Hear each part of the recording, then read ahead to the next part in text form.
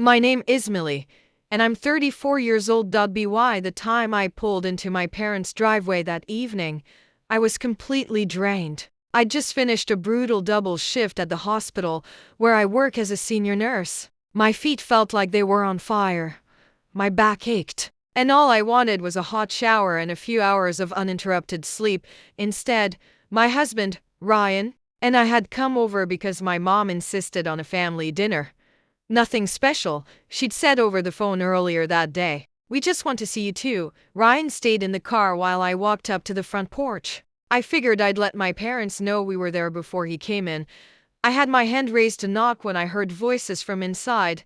They weren't laughing or chatting over dinner. They were speaking in low, serious tones, the kind people use when they think they're completely alone without realizing it. I froze. Then I heard my father's voice. Calm, confident, certain. The same voice he'd always used whenever he'd already made up his mind. Don't worry about the debt, he said. Emily will pay for it. She never says no to family. For a second, I wondered if I'd misunderstood. Then my mother answered. She'll take care of it, she said casually. She always does. We'll explain everything. And she'll agree. She never refuses us. A knot tightened in my stomach. My younger brother, Ethan, mumbled something I couldn't quite hear, but his tone said enough. Relief, gratitude, like someone whose problem had just disappeared. Without lifting a finger, then my father laughed, not a nervous laugh, not an awkward one. It was the relaxed laugh of someone who believed the problem had already been solved, because, in his mind, I was the solution. I stood there on the porch, unable to move. My hand never touched a door. It felt as though time had stopped while something deep inside me quietly cracked without making a sound. I turned around and walked back to the car. Ryan looked up the moment I opened the passenger door. One glance at my face was all it took. What happened? He asked softly.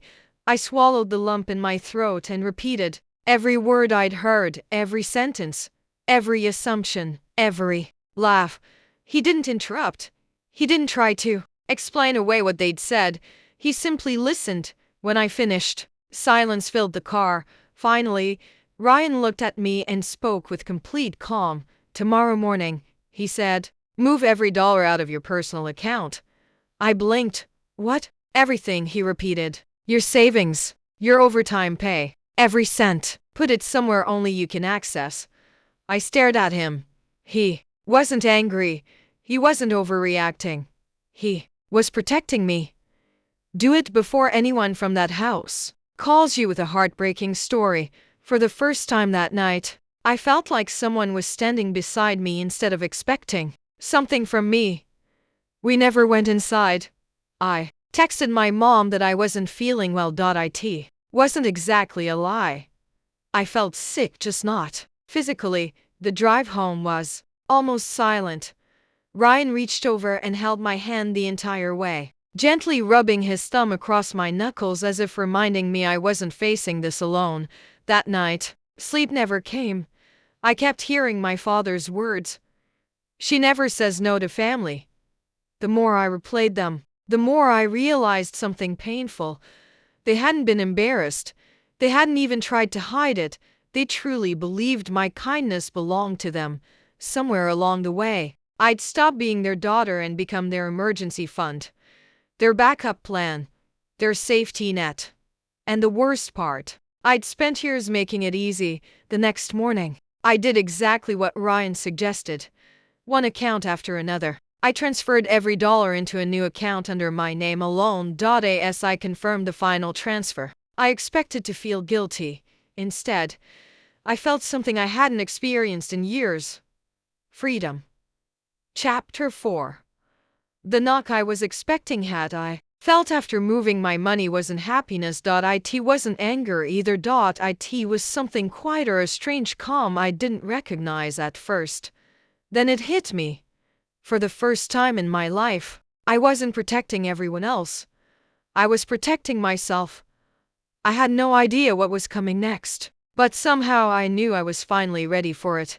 Exactly 1 week later, I understood why Ryan had insisted I move every dollar. It was a Tuesday afternoon, my day off. I was curled up at the kitchen table in my favorite sweatshirt, sipping hot tea and enjoying the rare silence when someone knocked on the front door. 3 quick, impatient knocks. I didn't even need to look through the window. I already knew when I opened the door. My mother stood there with a perfectly practiced smile, the one she always wore whenever she wanted something but planned to pretend she didn't. A step behind her stood my younger brother, Ethan. His hands were buried deep in his pockets, and he couldn't quite meet my eyes. We were in the neighborhood, Mom said brightly, walking inside before I had a chance to invite her. Thought we'd stop by and spend a little time with you. I stepped aside, without saying much.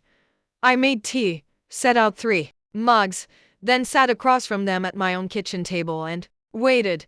Ryan was in his home office down the hall. The moment I saw their car pull into the driveway, I'd sent him a quick text. They're here. I didn't need him to rescue me. I only needed to know I wasn't alone for 11 full minutes. My mother talked about everything except the real reason she'd come. She asked about my work, complimented the new curtains, mentioned how hard life had been for Ethan lately. Then, as casually as if she were asking me to pass the sugar, she finally said it. Ethan has gotten himself into a lot of debt. She named the amount. My stomach tightened instantly.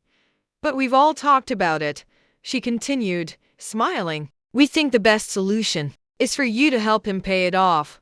I almost laughed, not because it was funny, because she said it as though I had been part of that conversation. As though my agreement had already been included.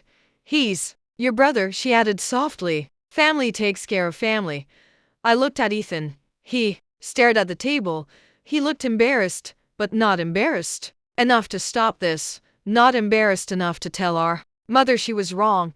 I slowly placed my teacup onto the table. Then I said the one word I'd been rehearsing for 7 days, the one word I'd spent 34 years avoiding. No, for a second. My mother's smile stayed frozen. Then it flickered. What do you mean, no? I mean I'm not paying Ethan's debt. My voice surprised even me. It was calm, steady, certain. I heard the conversation at your house last week. The room instantly fell silent. I heard Dad say, I'd pay for everything because I never refuse. I heard you agree. I heard Ethan's reaction. I looked directly at both of them.